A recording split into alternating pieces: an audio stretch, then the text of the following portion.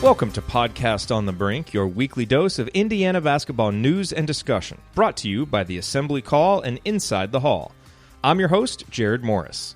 Join me live at assemblycall.com every Thursday night and immediately following every IU game for our live IU postgame show. And visit InsideTheHall.com for complete coverage of IU basketball and to join the discussion in the Inside the Hall Premium Forum.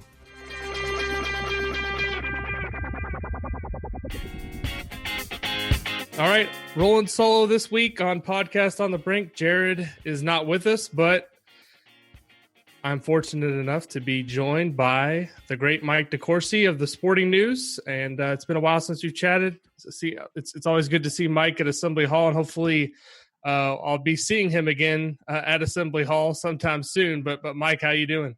I'm doing fine. Everybody, well, there's only two of us and a cat, so everybody, as to the extent that is doing well at the DeCourcy household, and so hanging in there and looking forward to, at some point, life returning to normal. Mike, one thing I wanted to get your perspective on, and I mentioned this to you before we started recording, but I asked my dad this a couple weeks ago, and just this time that we're in, this time of uncertainty, and as it relates to sports, and I asked him basically if there was anything he can compare this to, or a moment in sports that he, would even say that was an equivalent to this. This is obviously impacting all of sports, whereas there's singular moments that maybe you can look at that it impacted a specific sport. But is there any time that you can compare this to that we're in right now that would be an equivalent, or what were some of the more I guess challenging moments that you remember covering as a journalist? I think in my lifetime, the only two things that are comparable to what we're going through now were 9/11 and Munich.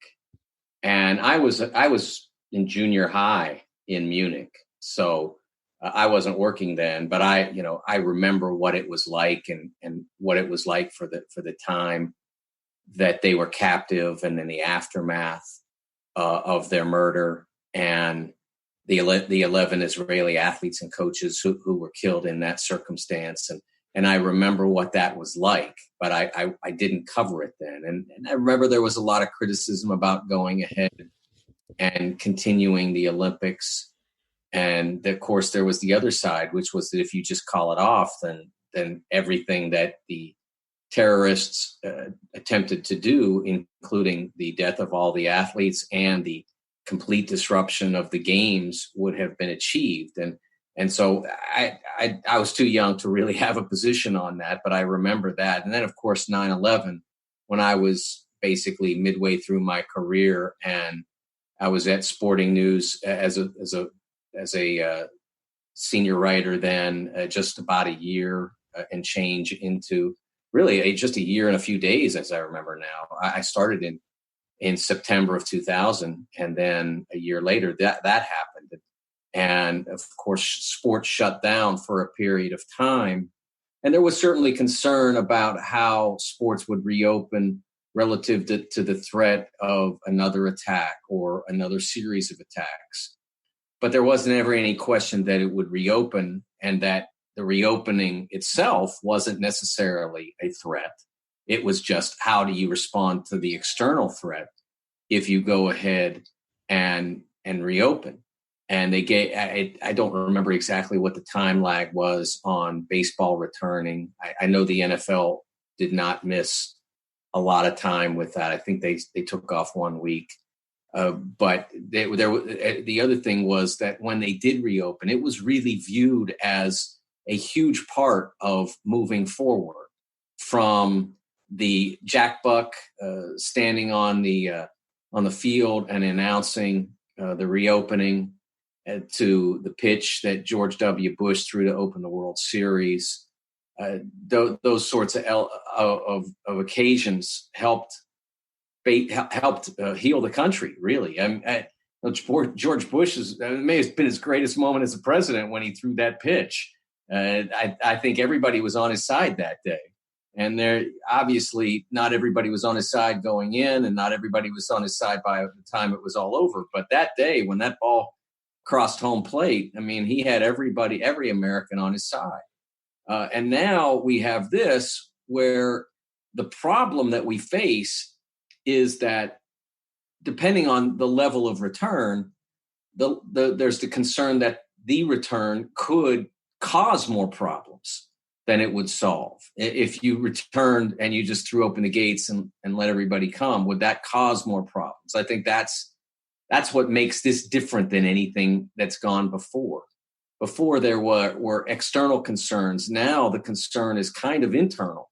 And we've read stories about a soccer game, I think it was in Spain, where it became viewed as a source of pandemic spread. And I read a story in the New York Times today about a business conference that became problematic for a particular biopharma concern that became problematic. So that's something that they're really grappling with. All the people who run leagues, of course, the colleges, that's something that they're grappling with that's different than anything that's ever come before this.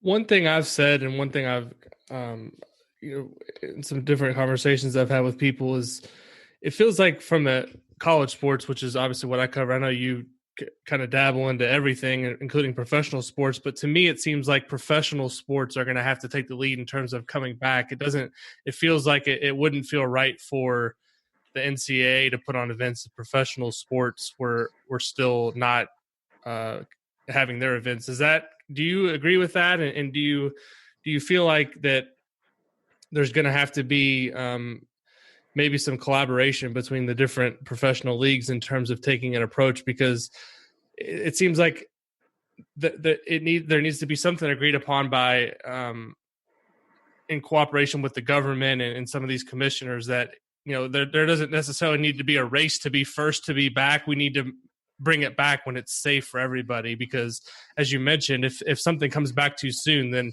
we run the risk of having a potentially catastrophic event happen. I'm pretty convinced that when professional sports return, that at least in the beginning, especially the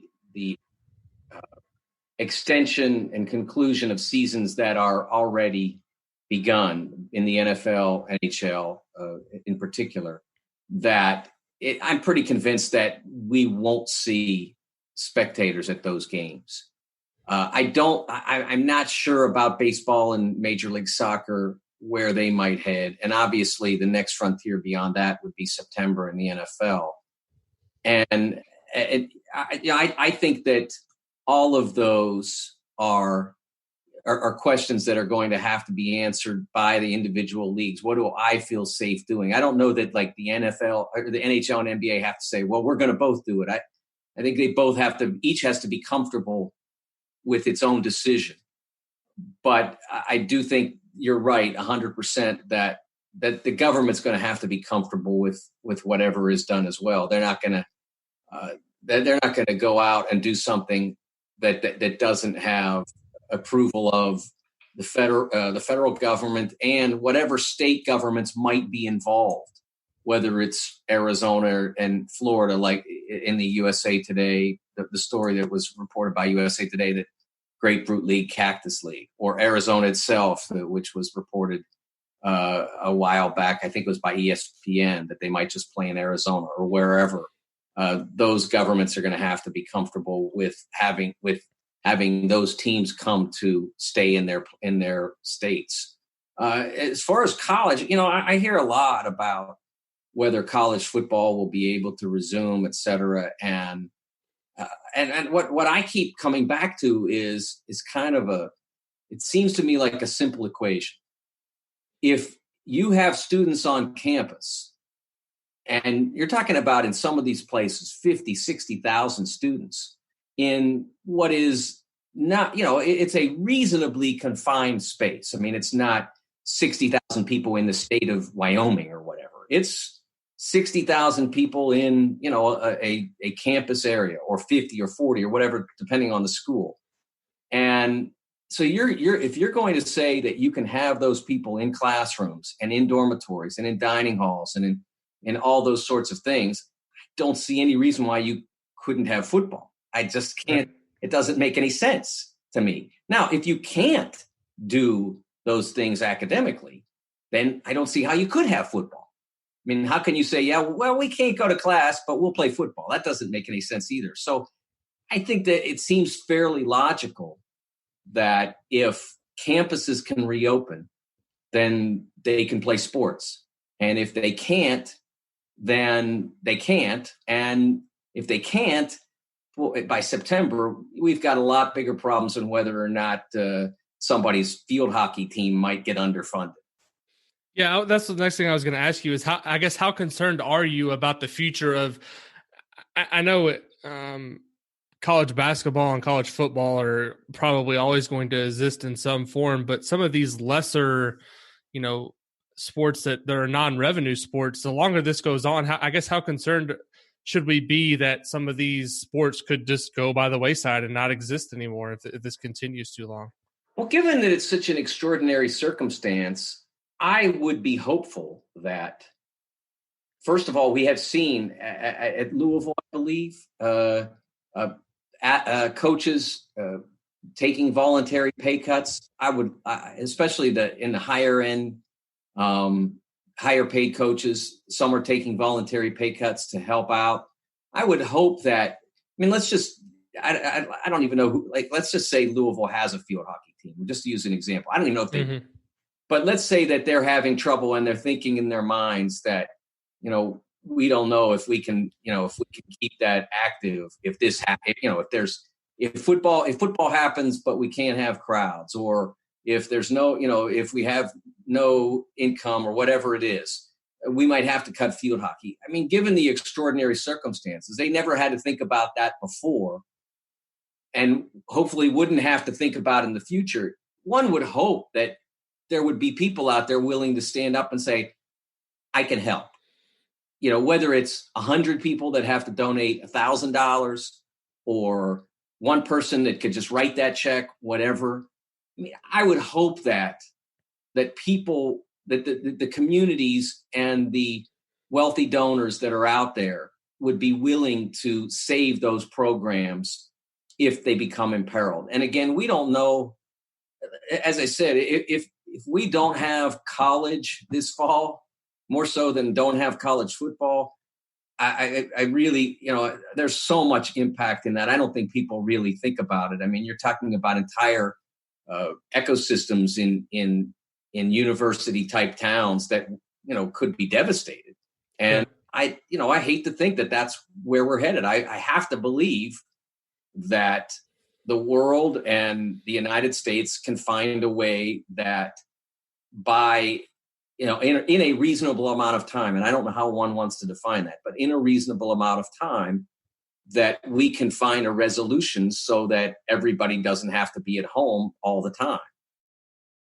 So let's shift to some more positive topics here, because the thing that's kept me going right now, and obviously there's there's a lot of tough things going around in the world, and so sports feels kind of trivial, but obviously it's an escape for a lot of people. And Big Ten basketball for a lot of us, I know including you, is something that we enjoy talking the most about. And I was going through the list today of the guys who have declared for the draft, underclassmen in the Big Ten, and I came up with, I think, 6 guys that have declared who are testing the waters, and 2 that are staying in the draft for sure. The 2 that I had marked down that are staying in are Jalen Smith of Maryland, Daniel Oturu of Minnesota. I wasn't particularly surprised by either of those.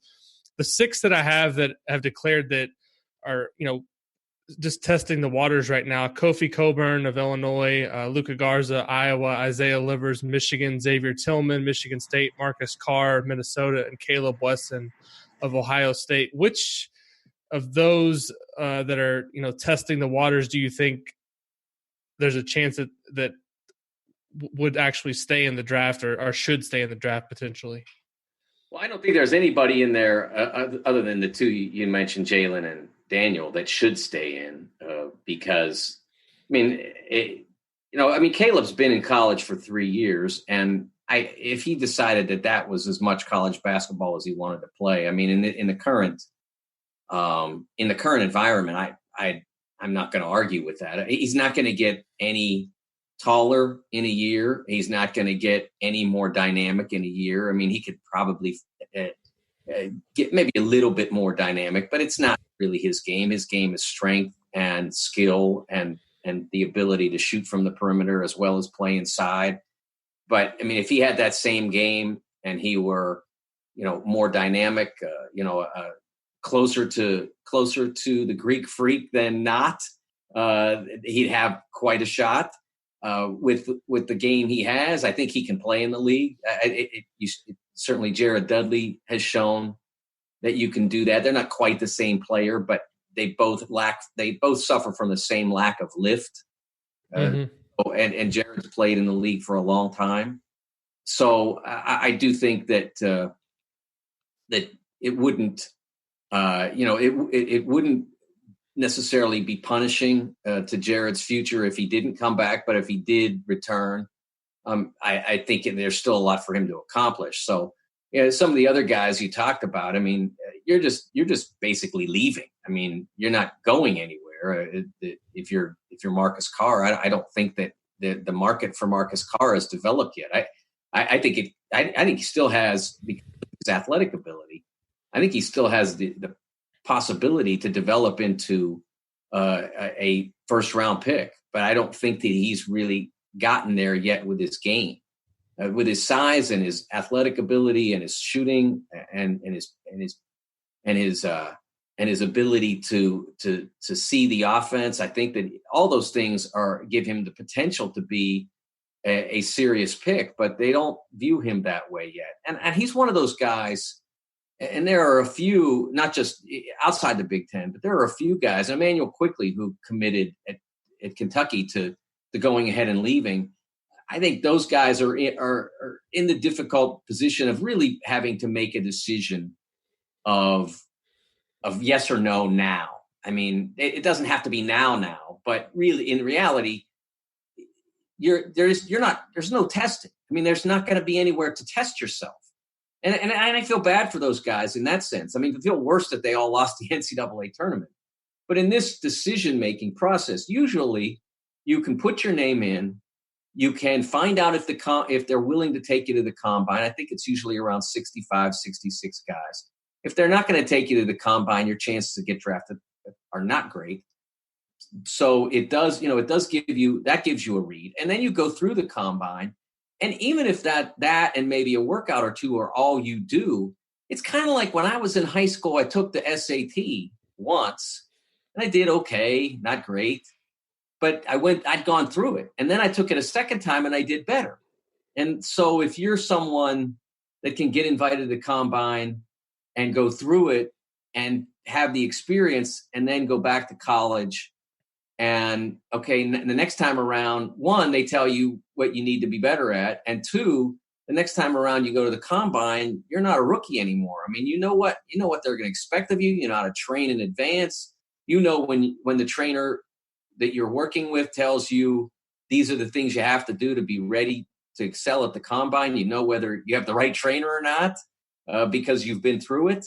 And so all those sorts of things you can experience that this year's draft eligible class will not get. They'll basically get the same thing that you can get if you're in the draft or not. They'll tell you whether you're ready or not. They'll tell you what you're not good at. You get it all written down. But you can get that evaluation without even declaring. So other than the opportunity to announce on Twitter that you're declaring, and then maybe the opportunity to announce, you know what, I'm coming back. So you get that, you get that little ego boost on both ends. There's really not much to this year's election to go to the draft that is beneficial. It's you just basically have to sort of jump off the diving board and hope it all goes right.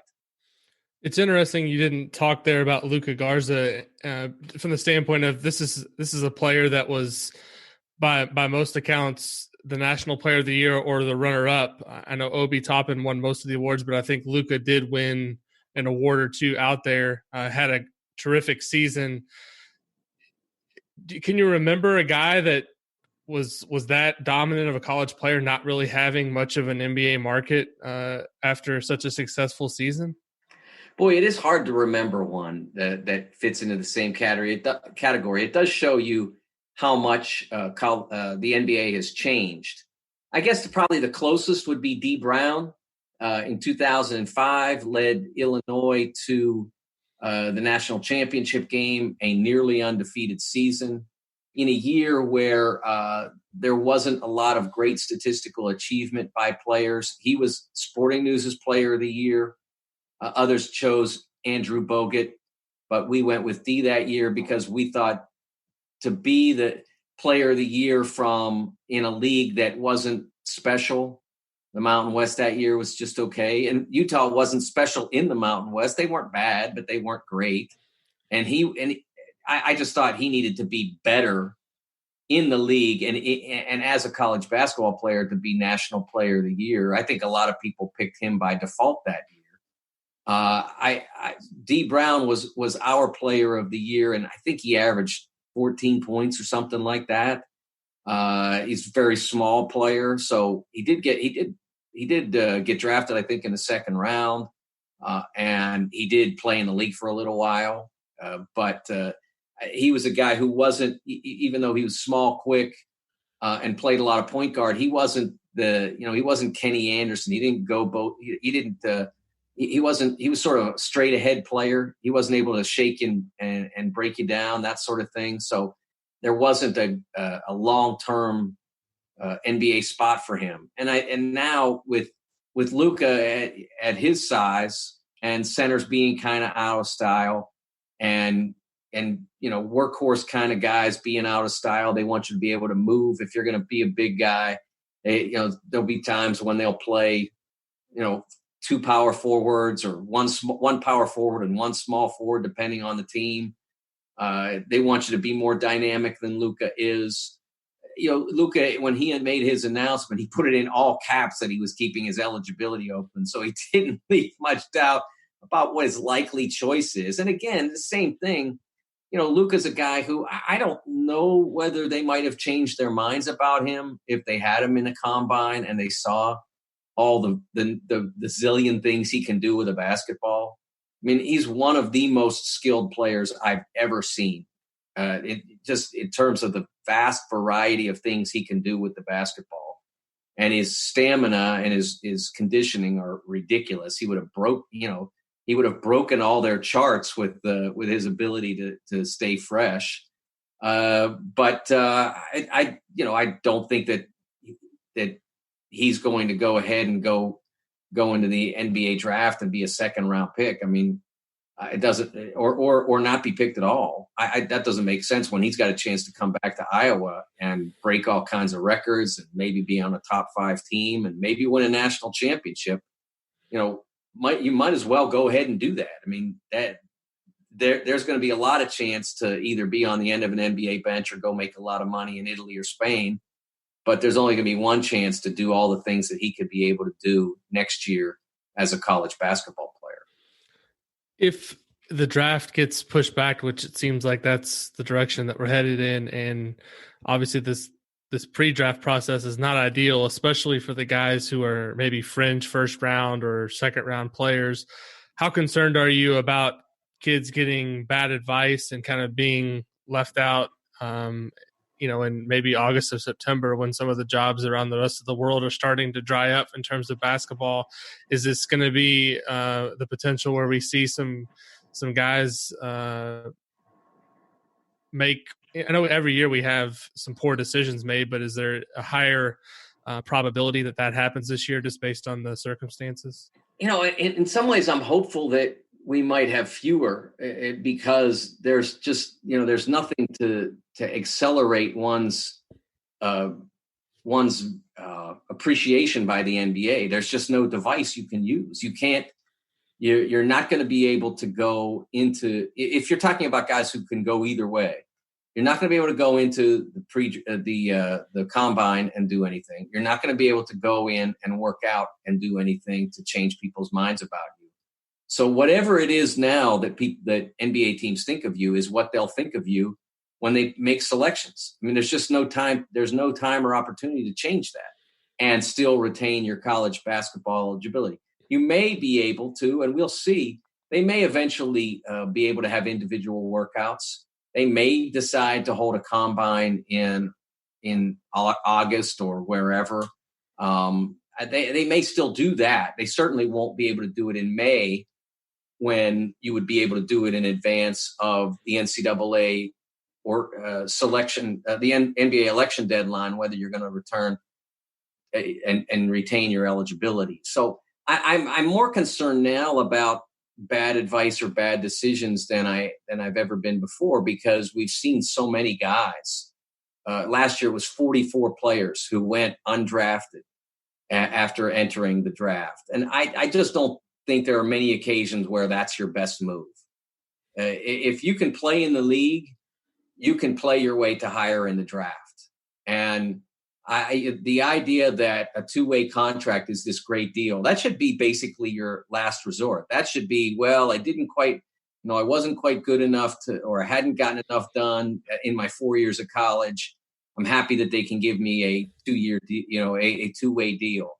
If you think that's your ticket in, there just isn't enough track record of guys being super successful with that to bet your whole career on it. Yeah, and there's two good examples of Indiana players who have actually done the opposite. They've stayed all 4 years and now find themselves in the NBA. One of them is Yogi Ferrell, and the other one is Juwan Morgan, who a lot of people, didn't think would ever play in the NBA. And while he's a fringe NBA player at this point, he did earn a guaranteed contract and got a nice chunk of change this year and play, and stayed all 4 years. So, there's the flip side of that, I guess, that some of these guys, I guess, need to understand is if you're an NBA player, you're eventually going to get there, whether or not you stay 2 years in college or 4, because there's two examples right there of guys who did stay in college and they did still find their way to the NBA. Yeah, I could give you a couple at Cincinnati too. Gary Clark and Sean Kilpatrick both made it to the NBA after staying 4 years. Sean stayed 5. He redshirted as a freshman and still made it to the league and lasted a while. I think that the prevailing notion among a certain percentage of fans, and certainly if you listen to agents, I mean, they're going to tell you, "Oh, come on, I'll get you a two-way deal. You'll be great." And if they get 5 two-way deals and one guy makes it, then they get paid. And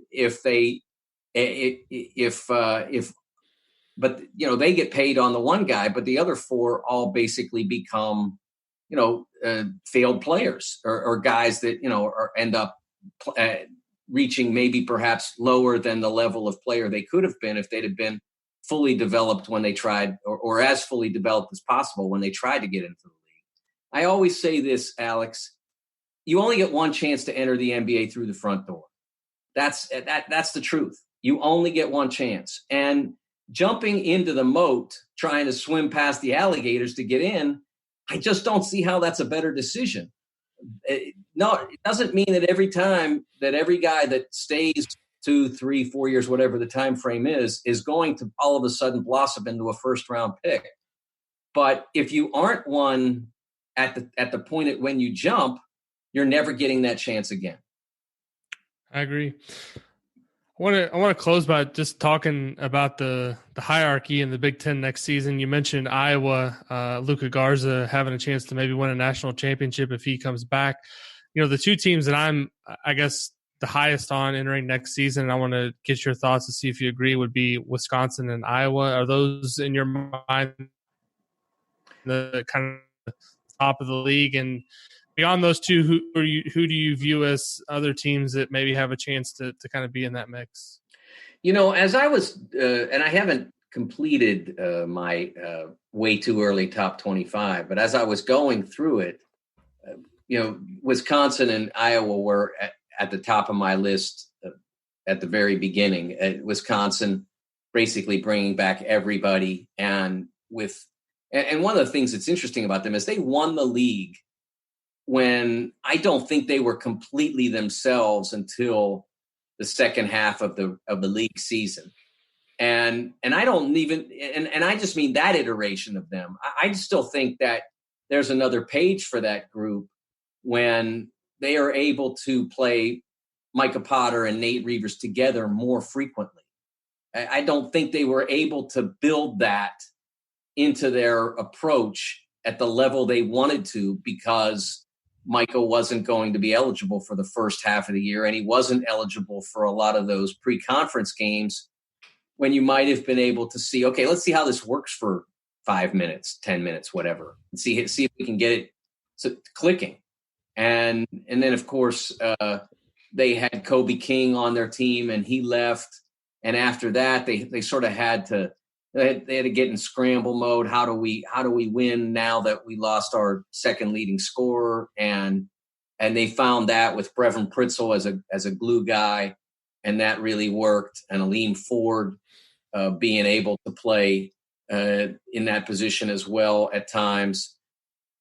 I think that with a full preseason practice, they can look at the two of them.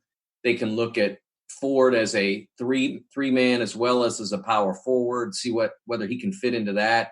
I still think there's a lot out there for Wisconsin to discover about itself. As for Iowa, I think the interesting thing for them is going to be, what their point guard situation is.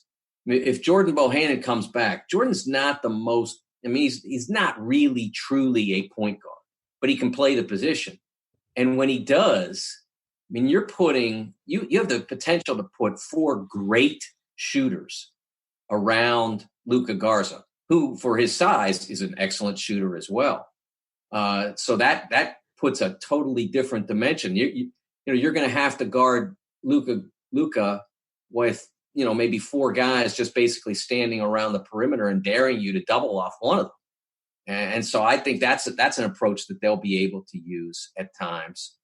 And so I think that, obviously they're going to have to improve on defense if they want to be a serious contender for the national championship. They did improve on defense to be as good as they were last year, but they still were around the 65th best defense, 70th best defense in terms of efficiency.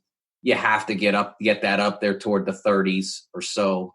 And if you can make the Final Four below that, but you can't win 6 games if you can't get those kinds of stops. And so they have to get it up to the 20s or 30s, and then they'll have a chance. But I think going into the season, knowing that, gives them the potential to look at some things as well. Michigan State, you look at what they lose and you think, there's just no way. And then you look at what they've got back and you think, yeah, they got Izzo and they've got these guys, and you think, okay. We've seen them lose great players before. We saw them lose 2 of the top 12 picks, something like that, 2 of the top 13 picks with Miles Bridges and Jaren Jackson, and still at that point win the Big Ten the following year with Cassius Winston in the lead. So they're going to miss Cash like crazy, but I still think they can be excellent without him. And Rutgers coming back with pretty much all their guns and a great recruit. They need to shoot the basketball better. They're not going to be a top 25 team if they don't find a way to shoot the ball better. And again, they know that as well as anybody, whether it's the recruits they brought in or the guys they bring back, they're going to have to shoot at a better rate than they did this past year. But if they do, I think they can be really good. So they're Michigan at this point. They're hard to figure because they've seen, they got sort of guys going in, but they've got a chance to get Josh Christopher.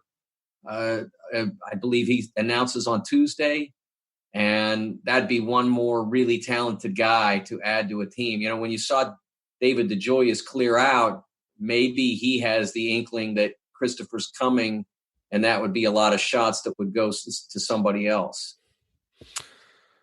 Where does Indiana fit into this mix? Because they're a team that's gonna obviously return, at least at this point, all 5 of their starters, because Devontae Green and Deron Davis are off the bench, and it looked like that they were going to get to the tournament this year. Obviously, if things hadn't unfolded like they did, so are they in that maybe that second tier somewhere?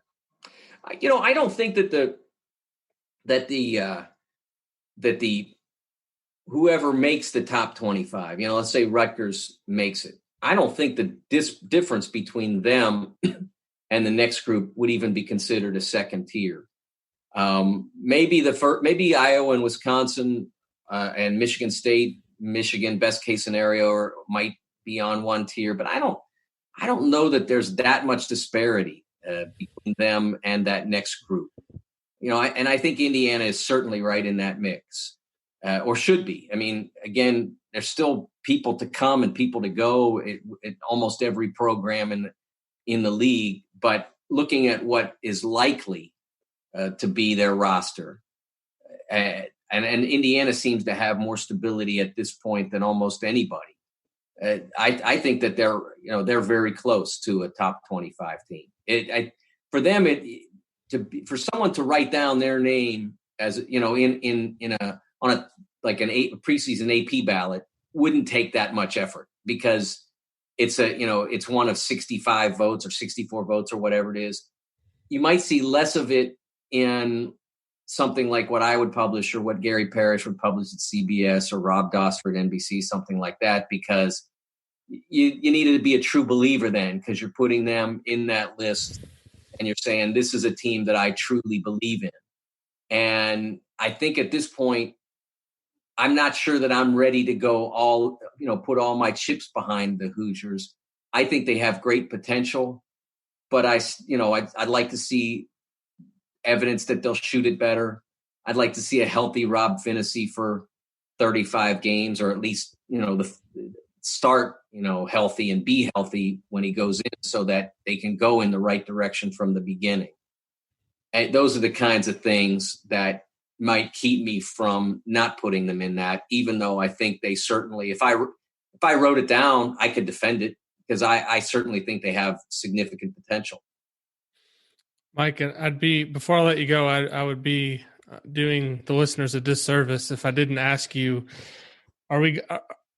is the Premier League going to get to finish this year, and are your Reds going to finally get to enjoy winning the Premier League this season? I don't know if they'll play 38 games. I think they still have I think they're 9 short of that, I think, if I remember right. I haven't looked at the standings in a while, but I think they're 9 short of that. I don't know that they're going to get that many games in, but I saw something about Serie A deciding that they're going to try to finish the season by August, and then try to start up again in September for 2020, 2021. I believe Bundesliga is going to try to start back in May. And so so I think it's promising for England to play, at least try to get close to their full schedule in, or get a fair schedule in. I think it's interesting that there's a lot of reluctance to just declare these, remember these seasons in European soccer, they don't have playoffs. So there's no Super Bowl or playoffs to wipe out. There's just what's left of the season, as well as obviously Champions League and things like that. So they could just stop now. I mean, nobody's catching Liverpool. I mean, it's not going to happen. And they could get the title, but the teams at the bottom don't want that, because they're at the bottom and they still want their chance to get off the bottom and stay in the league. So I do think that they would like to, because of that. And I think they probably will. I'm not sure it'll happen before June. And I do think that when they restart it, they'll do empty stadiums for sure in pretty much every European league, because there's no reason to put the fans at risk for games that in reality, in their minds, they're thinking, we might not even get to play these. So shoot for the fall to try to, if you can, to try to bring fans back to the stadium. But, play what's left as television product. And whether that's at one site or all the England sites, who knows? They've worked on both plans, and I don't know which way they'll go. I don't know that it really makes that much difference, given that it's such a compact area, and most of the teams travel by bus or train on the rare occasions when they have a longer trip. But when we were in London one late summer, Everton was staying at our hotel, and they were playing Tottenham that day. And so we're in London, and they bus from Liverpool to London. So there aren't very many trips that they can't take on their own private bus when they would have full control of the cleanliness and the antisepticness of their coach. So I think from that standpoint, they probably will play, whether it's one site or just open up the stadiums and have no fans. Yeah, I think that's one thing we're all going to have to get used to. As much as we all want to see live TV sports back, when they do come back and we notice the lack of atmosphere, I think it's going to be an adjustment for everybody. Not only the players, but for those of us watching at home. It's going to be, there's so many different types of atmospheres. It's going to be just something we're not used to, and something we'll all have to adjust to. I was thinking about this. First of all, from my standpoint, as someone who's been sitting here waiting for sports to return, and I mean, I haven't lived like this long without sports in my entire life, and so if you can magically all of a sudden tomorrow be able to play, and everybody would be safe that was playing and officiating and coaching, and there were no fans in the stands, I'd take that in a second. I mean, LeBron has said, what would be the point? And Pep Guardiola from Manchester City, was poo-pooing it. And I'm like, no, man. If we can have that back, that would be like Nirvana right now. But I was thinking about this as an alternative. If we at home need atmosphere, why couldn't you have a guy at a soundboard, piping in tape? Let's say it's a Liverpool home game. Okay, so taped sounds from past Anfield games, and then he has a button that's ready to go if Salah scores, and one ready to go if Mane scores. And so they could be able to cheer for Mo Salah, and so you at home wouldn't really feel that much difference. It would just all be artificial. If you need it, you could do that. Personally, I'd just be happy to see athletes back on the floor playing games that count. That would be, for me, really cool. Yeah, as much as I love these all these replays on BTN, I think I've watched Indiana Temple in the 2013 NCAA tournament enough this last month to last a lifetime. So I'm ready for any live sport to return. And Mike, we appreciate you taking the time. Always enjoy your perspective, and we hope things get back to normal sooner rather than later. And we'll continue to read your coverage over at Sporting News, and look forward to seeing you next season, hopefully on BTN again. Well, delightful to get a chance to talk to you, Alex. My best to your family. Hang in there, and hopefully we'll all be out there back watching games soon. Thank you. Thank you for listening to this episode of Podcast on the Brink. We always appreciate you being here. Remember to join me and my co-hosts for more IU basketball talk at assemblycall.com, and visit Alex over at insidethehall.com for complete coverage of Indiana basketball. If you want to support Podcast on the Brink, here is the single best way to do it. Tell anyone you know who loves IU hoops about us, and suggest that they subscribe. Podcast on the Brink can be found on Apple Podcasts, Google Podcasts, Spotify, and everywhere else podcasts are available. Tell your social media followers, email your friends, text your family members. For weekly discussion about IU basketball, they need to be subscribed to Podcast on the Brink. We'll talk to you next time. Go Hoosiers.